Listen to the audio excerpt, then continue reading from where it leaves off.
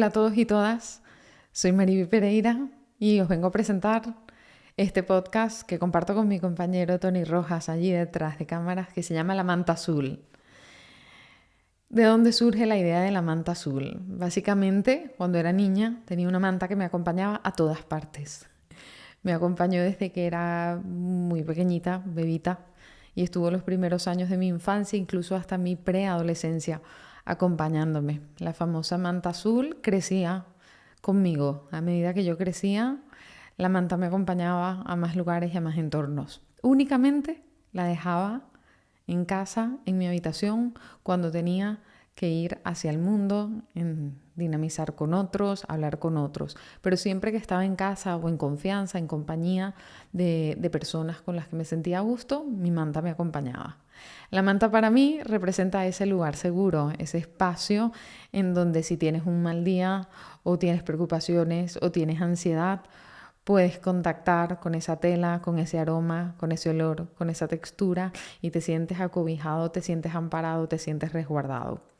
Como os vengo compartiendo, la idea es dar en este espacio un momento, una interacción con los espectadores, con los oyentes, en donde podamos sentirnos cómodos, seguros y totalmente abiertos para exponer situaciones que pueden en algún punto desestabilizarnos o que incluso pueden llegar a incomodarnos, a hacernos pensar, a hacernos sentir de alguna manera determinada.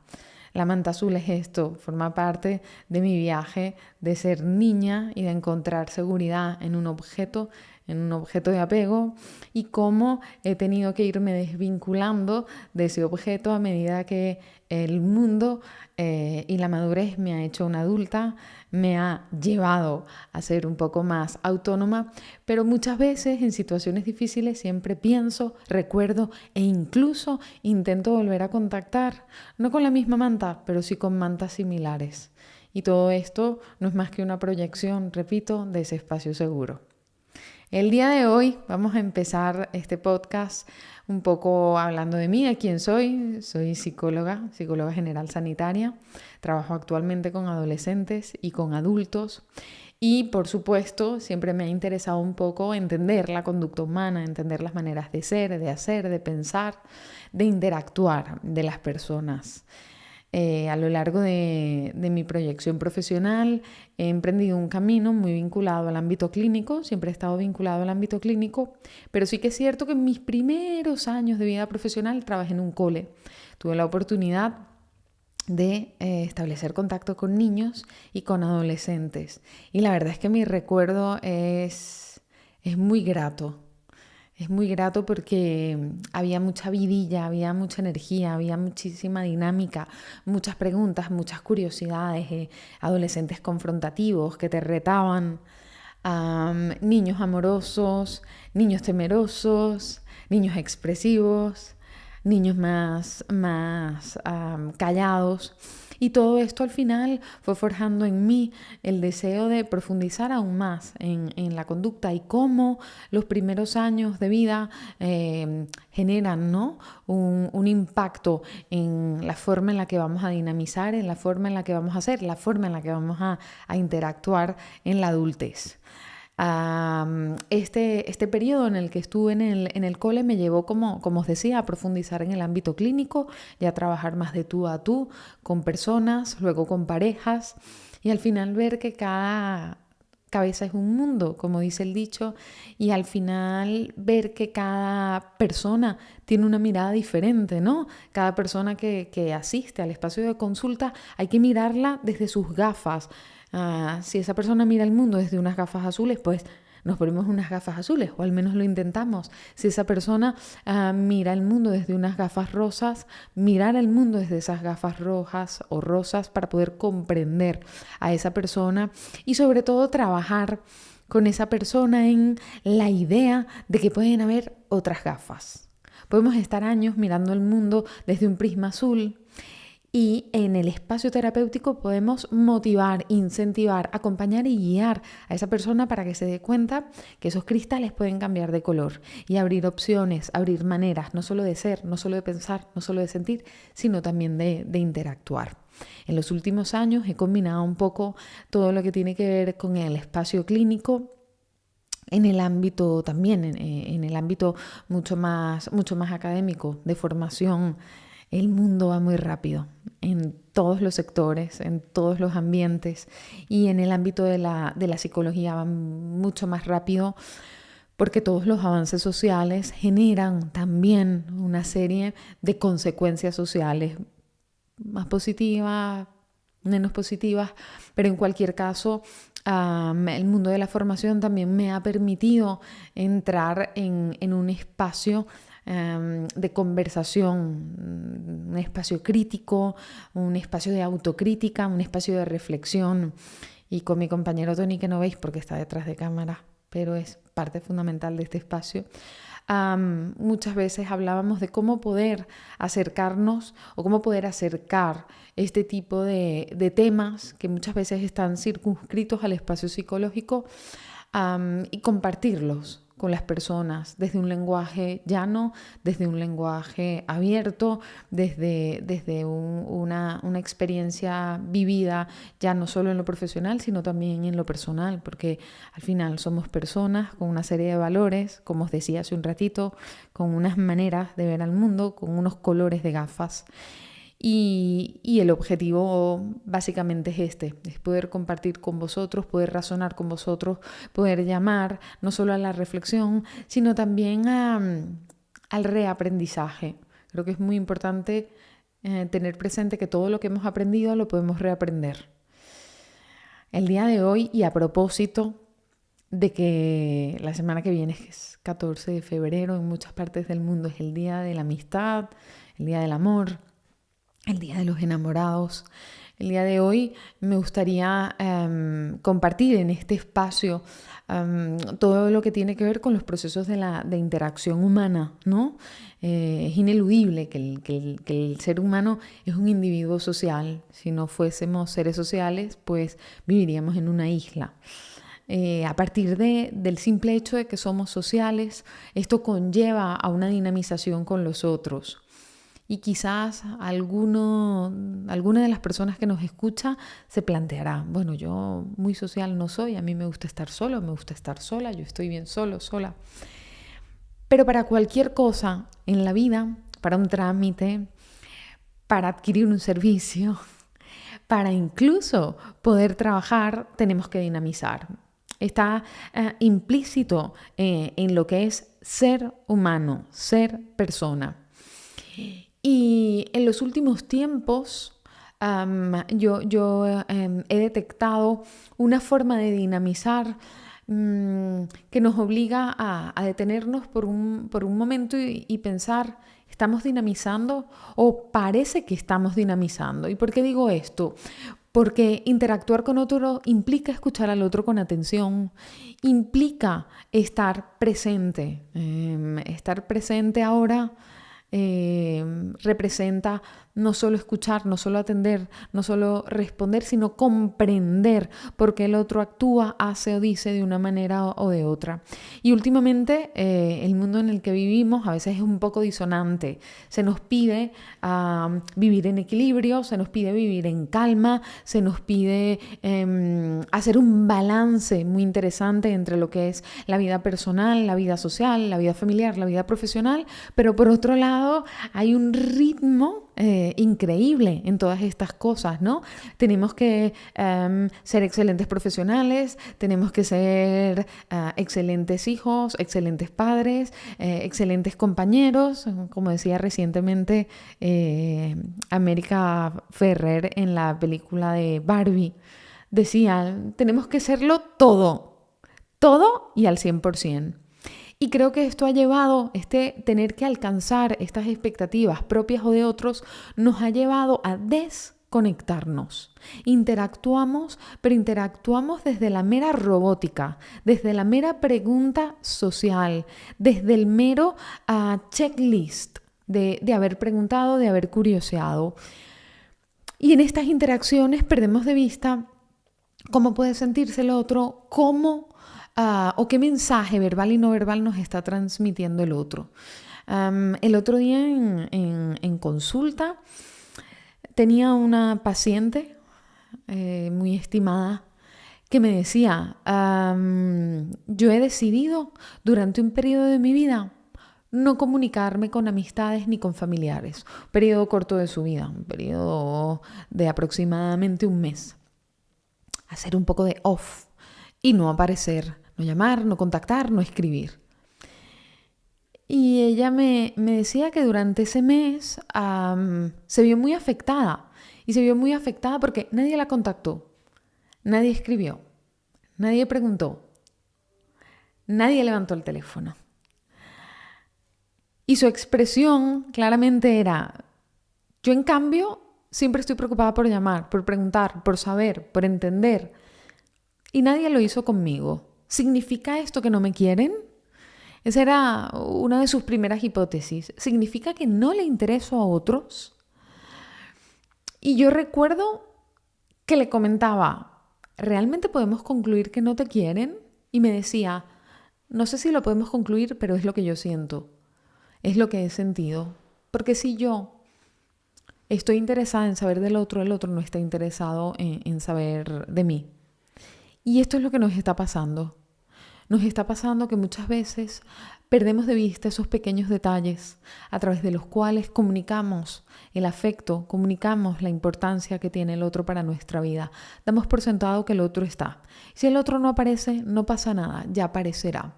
Y muchas veces toda esta robotización de las relaciones, todo este darse por sentado, lleva a que el otro, como mi paciente, se sienta poco importante y empiece a hipotetizar que no es importante. ¿Cuántos de nosotros no hemos sentido que estamos en una relación de pareja, de amistad, profesional, que damos más de lo que recibimos? O por contra, en sentido contrario, ¿cuántas veces pensamos, wow, se me ha olvidado llamar a esta amiga, se me ha olvidado llamar a este familiar, se me ha olvidado decirle a mi pareja lo mucho que le quiero, que le agradezco el detalle que ha tenido conmigo? Pero todo se queda en esa metacognición, en ese pensar sobre lo que sentimos. Y todo se queda en esa latencia, en esa intencionalidad de intentar llamar, de recordar al otro, pero todo se queda en ese mundo interno, todo se queda dentro de nosotros. El otro no sabe que estamos pensando en él, que estamos intentando comunicarnos o que barajamos la posibilidad de llamarle. Y como dice el dicho, no solo hay que serlo, sino parecerlo. No solo hay que sentir ese afecto por el otro, no solo hay que recordar al otro, no solo hay que tener ese pensamiento de tengo que llamarle. Al final hay que hacerlo. Y a eso me refiero con que las interacciones están un poco robotizadas. El día a día nos come, el día a día nos consume y se nos olvida recordarle a las personas importantes, incluso se nos olvida recordarnos a nosotros mismos aquello que queremos recordarnos y aquello que queremos recordar. Ese valorar, ese dar significancia, ese agradecer, ese discutir incluso. A veces tenemos cosas para decirle al otro y pensamos, ahora no tengo tiempo para esto. Si no sacamos tiempo para aclarar, para esclarecer, para conversar, ¿cómo vamos a mantener y a potenciar los vínculos? De allí que se dice que estamos en la era del amor líquido, se nos escurre de las manos como se nos escurre el agua. Los vínculos se escurren precisamente por ello, porque no hay una solidez, no hay una constancia, no hay una conducta interactiva muchas veces, sino que, como venía diciendo hace un ratito, todo se queda en ese pensamiento intencional de. Una de las cosas más curiosas en mi experiencia, ya no solo profesional, sino personal, tiene que ver también con los roles que ocupamos en nuestras interacciones. Es como muy frecuente tener como una tendencia a interactuar desde una posición más o menos activa, más o menos sumisa, más o menos reactiva también, ¿no? Y esto tiene que ver mucho con esa manta azul, con esas primeras experiencias, con esas interacciones que tuvimos con nuestros cuidadores. con nuestros padres, con nuestros maestros, incluso con nuestros pares, ¿no? Si en esas primeras interacciones se reforzó la idea de que hablar, de que dialogar, de que expresar era positivo, probablemente en nuestras interacciones de adultez no nos cueste. Pero si en esas primeras interacciones se nos penalizaba, se nos criticaba, se nos castigaba por según qué manifestaciones, probablemente hayamos aprendido a retraernos un poco en la vida emocional. Y si en esas interacciones no se nos hacía mucho caso o no se pensaba que lo que teníamos que decir o comunicar o transmitir era importante, al final acabamos minimizando el lenguaje emocional dentro de los vínculos. Hay un autor muy famoso dentro de lo que es el análisis transaccional en psicología. El análisis transaccional al final es un postulado, un paradigma teórico a partir del cual se le da mucha relevancia a la personalidad, a la conducta y a las relaciones sociales.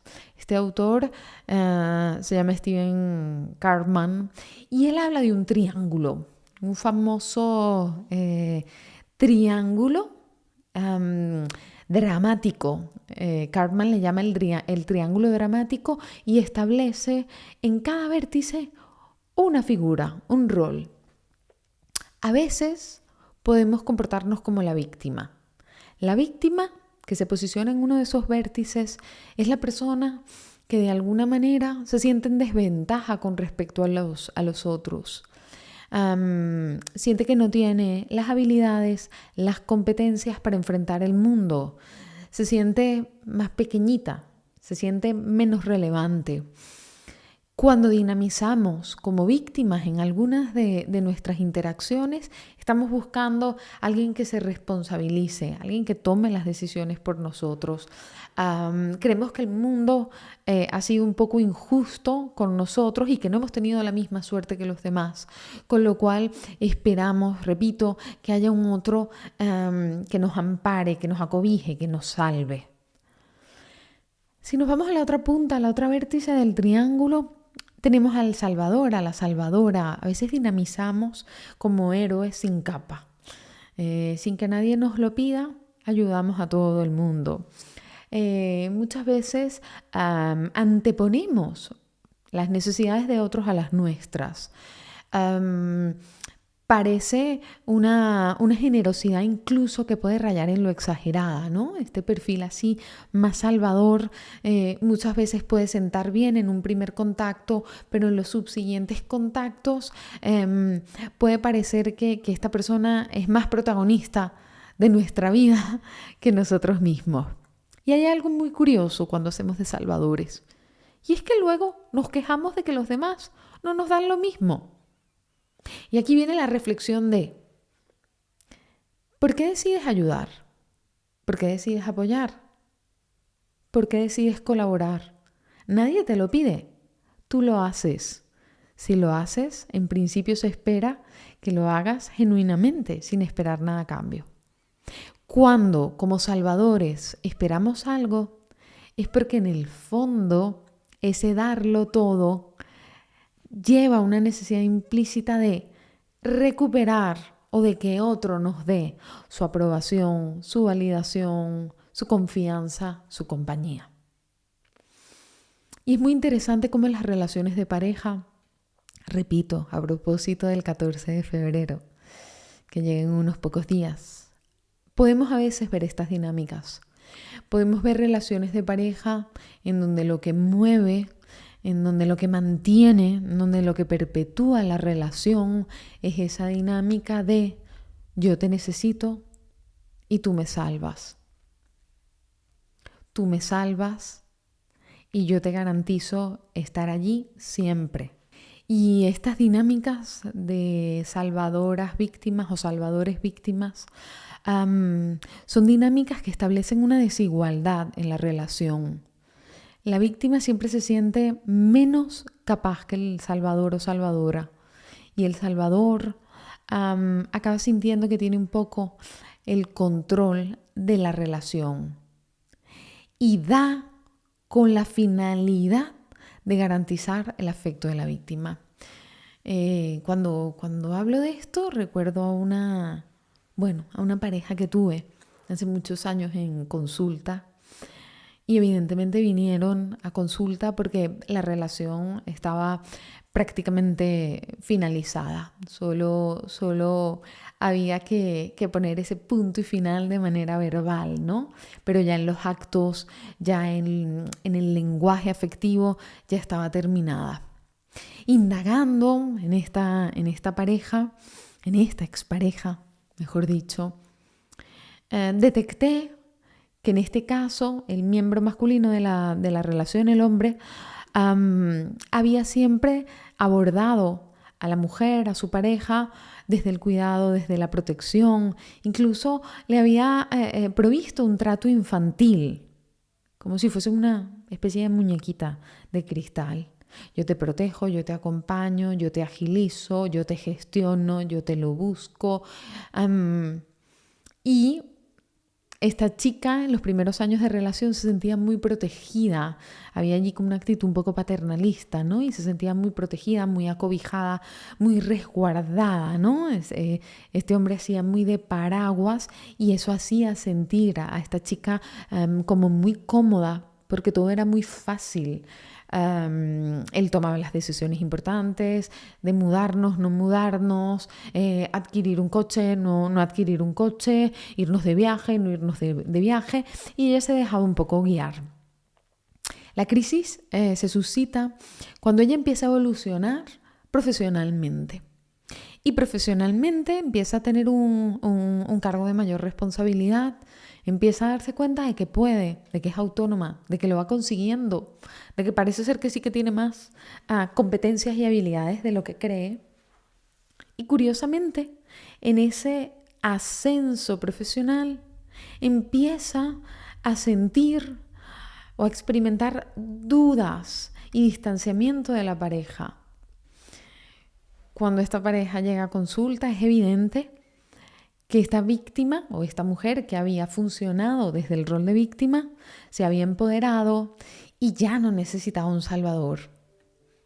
Y este hombre que había funcionado desde el rol de salvador ya no se sentía útil y estaba un poco desesperado porque estaba perdiendo a su muñequita de cristal. Si pensamos en el tercer vértice de ese triángulo de Karpman, es el vértice quizás peor visto. Es la figura del perseguidor o perseguidora. A veces dinamizamos mucho desde la crítica, desde el juicio, desde el cuestionamiento moral, ¿no? El rol del perseguidor es esta persona que siempre cree llevar la razón y busca las formas y las maneras de que lo que dice acabe siendo como una verdad absoluta. Su entorno se suele sentir como muy cuestionado y los perseguidores o perseguidoras suelen acabar dinamizando mucho con perfiles víctimas, perfiles que se subyugan y que se someten a lo que ellos dicen. El perseguidor está socialmente mal concebido, pero en realidad las personas que funcionan desde la perspectiva de la persecución o crítica son personas que se sienten muy inseguras y que la única manera de garantizar su seguridad en la interacción con otros es desde la imposición. Como os decía, la manera en la que nos han educado o nuestras primeras experiencias determinan un poquito cómo vamos a funcionar. Si de pequeño me ha funcionado ser víctima y que me cuiden y que me mimen y que hagan muchas cosas por mí, muy probablemente en la adultez dinamice de esta forma. Si de pequeño o de adolescente me ha funcionado para tener a la gente cerca y para sentirme querido, validado, ser salvador, ser un héroe sin capa, pues probablemente actúe desde estas interacciones más de salvador, salvadora. Y si de pequeño lo que me ha funcionado para que me escuchen y me atiendan es imponerme, pues probablemente en la adultez mis dinámicas sean así. En cualquier caso, aquellos que me escucháis, lo que intento decir es que hemos de estar lo suficientemente atentos a cuáles son nuestras dinámicas, a cuáles son nuestras interacciones. No pasa nada por movernos desde la perspectiva más víctima, más de salvador, más de perseguidor. Son comportamientos adquiridos, son maneras de interactuar adquiridas. Pero como decía al principio de este podcast, lo maravilloso de ser humano es que no somos estáticos, es que se puede reaprender. Y con ello, siendo conscientes de cuál es nuestra tendencia comportamental en las interacciones con otros, podemos modificarlas. Cambiar estas dinámicas, llevar estas dinámicas a un comportamiento más empático, más comprensivo, más compasivo, más asertivo, nos garantizará tener interacciones mucho más sanas, mucho más saludables y sobre todo mucho más duraderas. Al final, de lo que se trata es de que no se nos escurra aquello que queremos, que no se nos escurran las personas que son importantes y que no todo quede restringido a un 14 de febrero llevándote flores. Ya hemos llegado al fin de esta reflexión, de este espacio. Quiero agradecer muchísimo por acompañarnos a mi compañero Tony detrás de cámaras y a mí en este primer podcast, en este primer intento de compartir esta manta azul, compartir esta zona segura con todos los que nos escucháis. Esperamos poder contar con vuestra participación en una segunda oportunidad. Y recordad siempre, la manta azul no solo es un lugar que existe en el afuera. La manta azul es un lugar que hay que cultivar en el adentro.